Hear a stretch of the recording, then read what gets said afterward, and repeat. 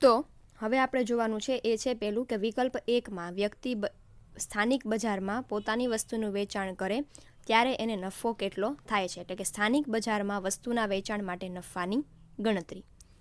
વિગત અને રકમ. જેમ તમે અત્યાર સુધી એક જ કન્સેપ્ટ ફોલો કરતા આવ્યા છો એ છે વેચાણ. વેચાણમાંથી બાદ કરો એટલે ચલિત ખર્ચ મળે ફાળો. ફાળામાંથી બાદ કરો એટલે ફાળામાંથી સ્થિર ખર્ચ બાદ કરો એટલે મળે નફો કે ખોટ. બરાબર. તો સૌથી પહેલાં આપણે કહેવાનું છે એ છે વેચાણ.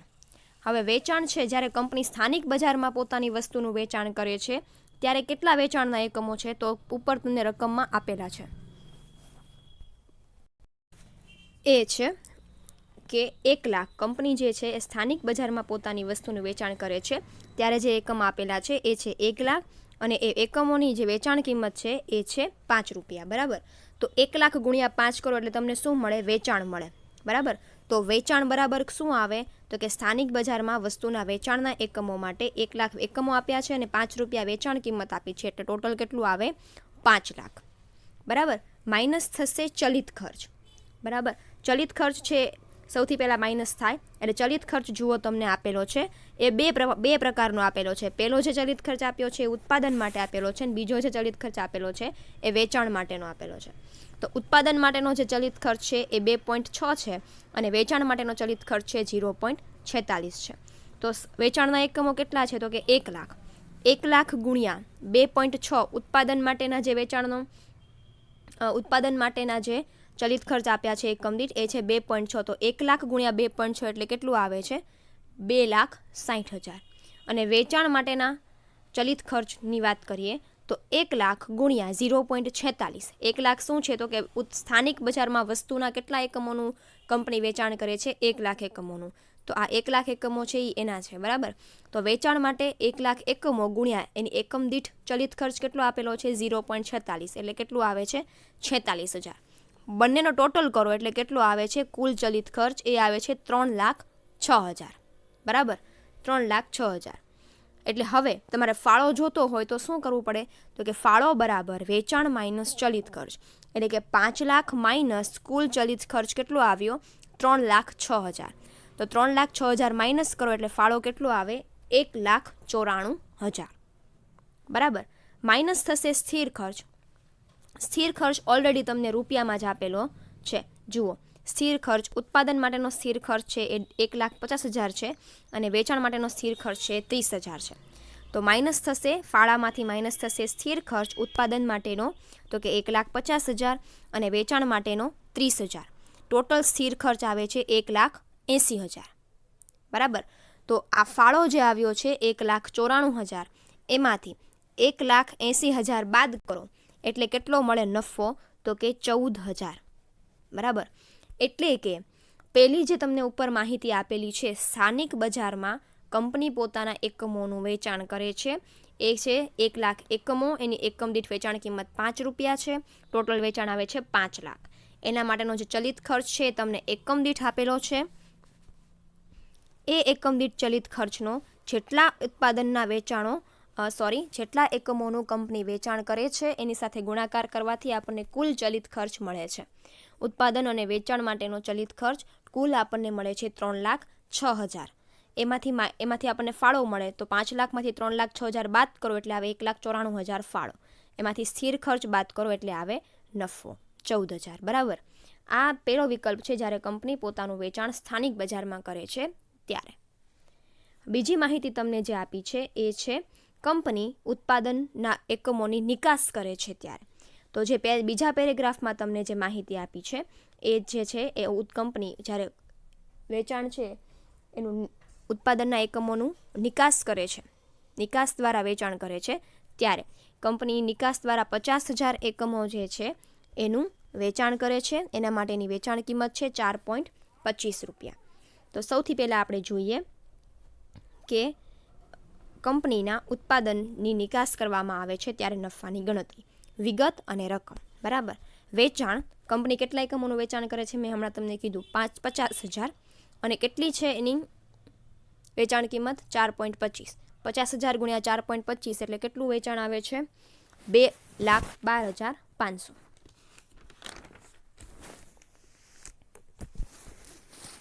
માઇનસ થશે ચલિત ખર્ચ.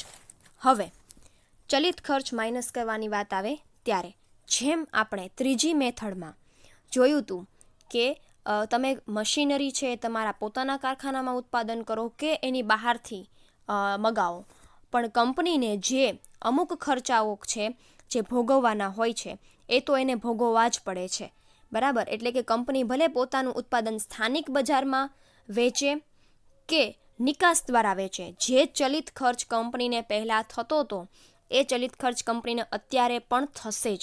એટલે કંપનીને જ્યારે સ્થાનિક બજારમાં પોતાનું વેચાણ કરતી હતી ત્યારે 2.6 અને 0.46 જે ખર્ચ ચલિત ખર્ચ એમને થતો હતો ઉત્પાદન અને વેચાણ માટે, એ ખર્ચ તો થશે જ. તે સાથે કંપની પોતાનું વેચાણ જે છે એ નિકાસ કરે છે ત્યારે કેટલા રૂપિયા ચલિત ખર્ચ કંપનીને જોઈએ છે, તો કે જુઓ અહીંયા કહે છે કે નિકાસ કરે ત્યારે ઉત્પાદનનો ચલિત ખર્ચ છે એ 0.42 છે.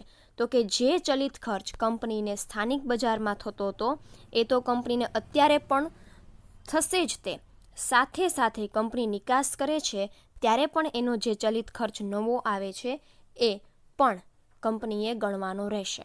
એટલે ચલિત ખર્ચમાં કંપની જે પહેલાં ચલિત ખર્ચ એકમ દીઠ છે એ છે 2.6 વત્તા 0.46 વત્તા 0.42 જે છે એ અત્યારનો કંપની નિકાસ કરે છે ત્યારનો છે ચલિત ખર્ચ, અને આ બંને ચલિત ખર્ચ તો કંપનીને અત્યારે પણ ભોગવવાના રહેશે. એટલે કે 2.6 વત્તા 0.46 વત્તા 0.42 એટલે ટોટલ ચલિત ખર્ચ આવે 3.42, બરાબર. એટલે કે હવે કંપનીને નિકાસ માટેના એકમો માટે જે ચલિત ખર્ચ છે એ કુલ ચલિત ખર્ચ કેમ મળે, તો કંપની 50,000 એકમોનું વેચાણ કરે છે, નિકાસ કરે છે, અને એને ગુણ્યા 3.48 કરે એટલે કંપનીને જે મળે છે એ કુલ ચલિત ખર્ચ મળે છે એ છે 1,74,000. ઇન શોર્ટ હું એવું કહેવા માગું છું કે કંપની પોતાના ઉત્પાદનના એકમો જો વધારે કે ઘટાડે, બરાબર, તો એને જો કંપની પહેલાં 1,00,000 ઉત્પાદનનું સ્થાનિક બજારમાં વેચાણ કરતી હતી, હવે કંપની 50,000નું નિકાસ કરવા માગે છે, તો ત્યારે પણ કંપનીને પહેલાં જેટલો ઉત્પાદનના એકમોનું કામ કરતી 1,00,000 એકમોનું કામ કરતી ત્યારે જે ચલિત ખર્ચ થતો એ, અને હવે કંપની બીજા 50,000 એકમો નિકાસ કરવા માટે કરે છે, બરાબર, તો એ 0.42 રૂપિયા છે એ ચલિત ખર્ચ વધવાનો છે, કારણ કે ઉત્પાદનના વેચાણના એકમો શું થયા છે, વધ્યા છે, બરાબર. ચલિત ખર્ચ શું કહેવાય, તો કે ઉત્પાદન વધે તો ચલિત ખર્ચ વધે ને ઉત્પાદન ઘટે તો ચલિત ખર્ચ ઘટે. તો આ રીતે કુલ ચલિત ખર્ચ કંપની સ્થાનિક બજારમાં જ્યારે ચલિત ખર્ચ જે વાપરતી હોય એ ચલિત ખર્ચ કંપનીને અત્યારે પણ ભોગવવો જ પડે, એટલા માટે ત્રણેય ચલિત ખર્ચનો શું થાય, સરવાળો થાય, કુલ આવે 3.42. એટલે 50,000 કંપની નિકાસના એકમો કરવાની છે, વિદેશ બજારમાં નિકાસ કરવાની છે, એ 50,000 ગુણ્યા 3.48 કંપની કરે એટલે ટોટલ એને ચલિત ખર્ચ મળે 1,74,000. તો હવે કંપનીને ફાળો કેટલો મળશે, તો કે કંપનીનું કુલ વેચાણ કેટલું મળ્યું, તો કે 2,12,500માંથી કંપની 1,74,000 બાદ કરે એટલે કેટલા મળે, 38,500. આ છે કંપનીનો ફાળો છે. હવે વાત કરીએ સ્થિર ખર્ચની. તો સ્થિર ખર્ચ અહીંયા તમને બે પ્રકારનો આપ્યો છે, એક છે ઉત્પાદન માટેનો અને એક છે વેચાણ માટેનો. હવે અહીંયા તમારે સ્થિર ખર્ચ જે લેવાનો છે એ બંને સ્થિર ખર્ચ વચ્ચેનો તફાવત છે એ તમારે લેવાનો છે. જુઓ અહીંયા એટલે નોંધ લખી છે ઉપર કે જ્યારે સ્થિર ખર્ચ કુલ રૂપિયામાં આપેલો હોય, બરાબર, તમને બંને વખત સ્થિર ખર્ચ શેમાં આપેલો છે, રૂપિયામાં જ આપેલો છે. જુઓ એટલે કે કંપની પોતાના સ્થાનિક બજારમાં વેચાણ કરે ત્યારે પણ જે સ્થિર ખર્ચ આપેલો છે એ રૂપિયામાં છે, અને કંપની જ્યારે એ જ તે નિકાસ કરે છે ઉત્પાદનના એકમો ત્યારે પણ સ્થિર ખર્ચ છે 1,60,000 રૂપિયા એ ઉત્પાદન માટેના છે અને વેચાણ માટેનો સ્થિર ખર્ચ 36,000 છે. એટલે કે શું કહું છું, તો કે અગાઉ તમને જે મેથડ નંબર 3 હતી એમાં તમને જે સ્થિર ખર્ચ આપેલો હતો એ એકમ દીઠ હતો, બરાબર. એટલા માટે જ્યારે તમને સ્થિર ખર્ચ કુલ રૂપિયામાં આપેલો હોય ત્યારે એકમ દીઠ ન આપેલો હોય ત્યારે બે સ્થિર ખર્ચ વચ્ચેનો તફાવત ગણતરીમાં લેવો, બરાબર. એટલે કે કંપનીને જે સ્થિર ખર્ચ આવે છે એ સ્થિર ખર્ચની વાત કરીએ તો કે જ્યારે કંપની ઉત્પાદન માટેનો સ્થિર ખર્ચ સ્થાનિક બજારમાં નિકાસ કરે છે ત્યારે એનો 1,60,000 છે અને સ્થાનિક બજારમાં છે 1,50,000, બંનેનો જે તફાવત હોય એટલે કે 1,60,000માંથી 1,50,000 બાદ કરો એટલે આવે 10,000. અને વેચાણ માટેનો સ્થિર ખર્ચની વાત કરીએ તો નિકાસ કરનારા એકમો માટેનો સ્થિર ખર્ચ છે 36,000 છે અને કંપની સ્થાનિક બજારમાં એ વેચે છે ત્યારેનો 30,000 છે. એટલે બંનેનો તફાવત કેટલો આવે? 60,000. ટોટલ કરીએ 10,000 વત્તા 6,000, અહીંયા 6,000 આવશે. 10,000 વત્તા 6,000 એટલે કેટલું આવે? 16,000. એટલે કે હવે તમારે જો નફો શોધવો હોય તો શું કરવાનું? તો કે ફાળો જે આવ્યો છે 38,500, તેમાંથી 16,000 બાદ કરો એટલે જે આવે એ તમારો શું આવે? નફો આવે. કેટલો આવે? 22,500.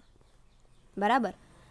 ખાસ એક અહીંયા આ બાબત છે એ યાદ રાખજો સ્થિર ખર્ચ માટેની, કે જ્યારે સ્થિર ખર્ચ રૂપિયામાં આપેલો હોય, એકમ દીઠ ન આપેલો હોય, ત્યારે બંને વચ્ચેનો જે તફાવત હોય એ તફાવતને તમારે જ્યારે નિકાસનો ઓપ્શનની ગણતરી કરતા હો, નિકાસવાળા વિકલ્પની ગણતરી કરતા હો, ત્યારે એ નિકાસવાળા વિકલ્પની ગણતરી કરતી વખતે બંને વચ્ચેનો તફાવત છે તમારે ધ્યાનમાં લેવાનો છે. તો આ રીતે કંપની જો ઉત્પાદન સ્થાનિક બજારમાં વેચે છે ત્યારે થતો નફો જે છે એ છે 14,000 અને કંપની બીજા વિકલ્પ એટલે કે ઉત્પાદનની નિકાસ કરે છે ત્યારે થતો નફો છે એ કેટલો છે? 22,500. એટલે 22,500માંથી 14,000 નફો બાદ કરો એટલે કંપનીને જો પોતાના એકમો નિકાસ કરે તો એમાંથી થતો નફો છે એ કેટલો છે? સ્થાનિક બજાર કરતાં 8,500 રૂપિયા વધારે છે. બરાબર. એટલે કંપની પોતાનું વેચાણ છે એ જો સ્થાનિક બજારમાં વેચવાને બદલે 50,000 એકમોનું વેચાણ નિકાસ કરે તો એના દ્વારા કંપનીને સ્થાનિક બજાર કરતાં 8,500 રૂપિયા નફો છે એ વધુ થાય છે. તો કંપની માટે નિકાસવાળો વિકલ્પ છે એ નફાકારક ગણાય. બરાબર. આ રીતે ચોથી મેથડ છે એ કંઈક આવી છે. બરાબર. તો આજના લેક્ચરમાં આપણે આ એક સમ જોયો છે. નેક્સ્ટ લેક્ચરમાં એના પછીનો ચોથી મેથડનો સમ જોઈશું. Thank you. Welcome student. અગાઉના લેક્ચરમાં આપણે મેનેજમેન્ટ એકાઉન્ટમાં મેથડ નંબર 3ના જે સમ છે એ પૂરા કર્યા હતા. બરાબર. મેથડ નંબર 3 જે હતી કે કંપનીએ માલસામાન છે બહારથી મગાવવો કે કંપનીમાં એનું ઉત્પાદન કરવું એના વિશેના નિર્ણયની પદ્ધતિ. મેથડ નંબર 3 છે એ આપણે અગાઉના લેક્ચરમાં પૂરી કરી હતી. આજે આપણે જોવાના છીએ એ છે મેથડ નંબર 4, ચોથી મેથડ, જેને કહેવાય છે કે અગ્રણી બજાર અથવા તો નિકાસ દ્વારા વેચાણ વિશેના નિર્ણયની પદ્ધતિ. તમે જે ઉત્પાદન જે છે એ ઉત્પાદન કરો છો એ તમારે કોઈ સ્થાનિક બજારમાં વેચવું કે એની નિકાસ કરવી, એ બંનેમાંથી કયો ઓપ્શન છે એ સિલેક્ટ કરવો, નિર્ણય લેવો, કયા ઓપ્શનનો ઉપર તમારે જવું એ વિશેના નિર્ણયની પદ્ધતિ એટલે કે ચોથી મેથડ, જેને ઇંગ્લિશમાં કહેવાય છે decision about selling in a foreign market or export market. તમે જે વસ્તુનું ઉત્પાદન કરો છો એ તમારે સ્થાનિક બજારમાં વહેંચવું કે એની નિકાસ કરવી એ વિશેના નિર્ણયની પદ્ધતિ. બરાબર. આપણે જ્યારે કોઈ પણ વસ્તુનું ઉત્પાદન કરીએ તો આપણે પહેલાં એ જ વિચારીએ કે આપણને શેમાં ફાયદો થશે. આપણે આપણું ઉત્પાદન છે સ્થાનિક બજારમાં આપણે જ્યાં ઉત્પાદન કરીએ છીએ ત્યાં જ એનું વેચાણ કરવું કે પછી કોઈ બીજા દેશને એની નિકાસ કરવી, બેમાંથી કયો ઓપ્શન સિલેક્ટ કરવો એ વિશેની મેથડ એટલે ચોથી મેથડ. બરાબર. તો દાખલા નંબર છે એમાં ચોથી મેથડનો પહેલો દાખલો ને આમ ઓવરઓલ તમારો 9મો દાખલો છે. દાખલાની રકમ છે કંઈક આવી છે. જય લિમિટેડની ઉત્પાદન ક્ષમતા 1,500 નથી પણ ત્યાં 15,000 આવશે. કેટલી? 15,000. એક મીંડું છે એ તમારે એડ કરવાનું છે કે જય લિમિટેડની ઉત્પાદન ક્ષમતા 15,000 એકમની છે, જેની માહિતી નીચે મુજબ છે. સ્થાનિક બજારમાં વેચાણ કિંમત એટલે કે જ્યારે ઉત્પાદન છે સ્થાનિક બજારમાં વેચાય છે ત્યારે એના ઉત્પાદનના એકમો છે 1,00,000, વેચાણ કિંમત છે એકમ દીઠ 5 રૂપિયા. સ્થિર ખર્ચ ઉત્પાદન માટેનો 1,50,000 રૂપિયા અને વેચાણ માટેનો 30,000 રૂપિયા. ચલિત ખર્ચ ઉત્પાદન માટેનો એકમ દીઠ 2.6 રૂપિયા અને વેચાણ માટેનો 0.46 રૂપિયા. જો એકમ નિકાસ માટે 50,000 એકમ રૂપિયા 4.25ની વેચાણ કિંમતે ઉત્પાદન કરે અને જો કંપની તેની બધી જ ઉત્પાદન ક્ષમતાનો ઉપયોગ કરી નિકાસ કરે તો ઉત્પાદન માટેનો ચલિત ખર્ચ 0.42 અને સ્થિર ખર્ચ 1,60,000 રૂપિયા છે અને વેચાણ માટેનો સ્થિર ખર્ચ 36,000 રૂપિયા છે. જો કંપની 100% ઉત્પાદન ક્ષમતાનો ઉપયોગ કરે તો ઉત્પાદન સ્થાનિક બજારમાં વહેંચવું કે નિકાસ કરવી, કયો નિર્ણય નફાકારક છે? હવે જુઓ, રકમ છે એ મને ખબર છે થોડીક તમારી માટે કોમ્પ્લિકેટેડ છે, બરાબર, સમજવી કોમ્પ્લિકેટેડ છે. શું કહે છે તો કે જ્યારે કંપની સ્થાનિક બજારમાં પોતાની વસ્તુનું વેચાણ કરે છે ત્યારે કંપનીના વેચાણના એકમો કેટલા છે? 1 લાખ. એ વેચાણના એકમો માટેની વેચાણ કિંમત છે 5 રૂપિયા. એના માટેનો સ્થિર ખર્ચ છે એ આ બંને છે એ તમારા સ્થિર ખર્ચ જ છે, બરાબર. ઉત્પાદન માટેનો સ્થિર ખર્ચ છે એ 1,50,000 રૂપિયા છે અને વેચાણ માટેનો સ્થિર ખર્ચ છે એ 30,000 રૂપિયા છે. આ જ સ્થાનિક બજારમાં વેચાણ માટેના ચલિત ખર્ચ છે એ એકમ દીઠ આપેલા છે. એકમ દીઠ આપેલા છે એનો કોઈ પ્રોબ્લેમ નથી, કારણ કે આપણને સ્થાનિક બજાર માટેના વેચાણ એકમો આપ્યા છે. આ વેચાણ એકમો વડે એકમ દીઠ ચલિત ખર્ચનો ગુણાકાર કરશો એટલે તમને એ ખર્ચ રૂપિયામાં મળી જશે, બરાબર. એટલે કે અહીંયા સુધીની તમને જે વિગત આપી છે વેચાણ કિંમત, સ્થિર ખર્ચ અને ચલિત ખર્ચ એ જ્યારે ઉત્પાદક પોતાનું વેચાણ સ્થાનિક બજારમાં કરે છે એ માટેનું આપેલું છે, બરાબર. અહીંયા સુધીનું જે છે માહિતી રકમમાં એ તમને જ્યારે ઉત્પાદક પોતાનું વેચાણ સ્થાનિક બજારમાં કરે છે ત્યારે એના માટેના વેચાણ એકમો, એના માટેની વેચાણ કિંમત, એના માટેનો સ્થિર ખર્ચ અને એના માટેનો ચલિત ખર્ચ તમને આપેલો છે. પછી જે તમને પેરેગ્રાફમાં માહિતી આપી છે એ શેના માટેની આપી છે તો કે જો ઉત્પાદક પોતાનું ઉત્પાદન છે એ નિકાસ કરે તો કેટલા પ્રમાણમાં એને વેચાણ, કેટલા એકમોનું વેચાણ કરે છે, કેટલી વેચાણ કિંમત છે, એના માટેનો ચલિત ખર્ચ કેટલો છે, એના માટેનો સ્થિર ખર્ચ કેટલો છે, એ વિશેની માહિતી તમને અહીંયા આપેલી છે. એટલે કે જો એકમ નિકાસ માટે 50,000 એકમો છે એ વિદેશી બજારમાં નિકાસ કરવા માટે મોકલે છે, એ નિકાસના એકમોની વેચાણ કિંમત કેટલી છે? 4.25 રૂપિયા, બરાબર. કંપની છે એ પોતાની બધી જ ઉત્પાદન શક્તિનો ઉપયોગ કરે છે, એટલે કંપની 100% બધું કામ કરવાની છે. એ જ ઉત્પાદન માટેનો ચલિત ખર્ચ કેટલો છે તો કે 0.42 અને સ્થિર ખર્ચ આ બંને જે આપ્યા છે, પેલો જે છે સ્થિર ખર્ચ એ ઉત્પાદન માટેનો છે અને બીજો જે સ્થિર ખર્ચ છે એ વેચાણ માટેનો છે. એટલે કે 1,60,000 અને 36,000 એ બંને કંપની નિકાસ કરે છે ત્યારે આપેલો સ્થિર ખર્ચ છે. તો હવે તમારે ઉત્પાદકને એવું ડિસિઝન આપવાનું છે કે તમારી માટે કયો નિર્ણય યોગ્ય છે. તમે સ્થાનિક બજારમાં એનું વેચાણ કરો એ કે તમે તમારા ઉત્પાદનની નિકાસ કરો એ. ક્લિયર? આટલું બરાબર. એટલે પેરેગ્રાફની ઉપરની માહિતી કંપની સ્થાનિક બજારમાં પોતાનું વેચાણ કરે છે ત્યારની છે અને પેરેગ્રાફ પછીની જે પેરેગ્રાફમાં જે માહિતી આપી છે એ માહિતી કંપની પોતાનું વેચાણ નિકાસ કરે છે ત્યારનું છે, બરાબર. તો સૌથી પહેલો વિકલ્પની આપણે ગણતરી